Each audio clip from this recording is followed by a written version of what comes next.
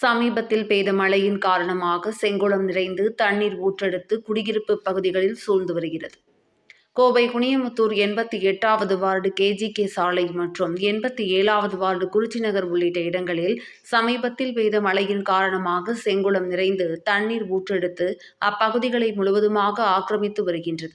இதனால் பகுதி மக்கள் பெருமளவில் பாதிப்படைந்துள்ளனர்.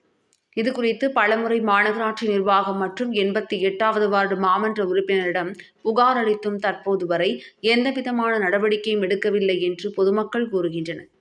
இதனால் அந்த சாலையில் வாகன ஓட்டிகள் வாகனங்களை ஓட்ட முடியாமல் கடும் அவதிக்கு ஆளாகியுள்ளனர். இதனால் பொதுமக்கள் அந்த சாலையை கடந்து செல்ல முடியாத சூழல் ஏற்பட்டுள்ளது. மேலும் அந்த பகுதியில் சுமார் 1000க்கும் மேற்பட்ட குடும்பத்தினர் வசித்து வரும் நிலையில் குளத்து நீருடன் கழிவுநீர் கலந்து வருவதால் நோய் தொற்று ஏற்படும் அபாயம் ஏற்பட்டுள்ளது. இதனால் பகுதி மக்கள் அச்சமடைந்துள்ளனர். ஏற்கனவே மழையின்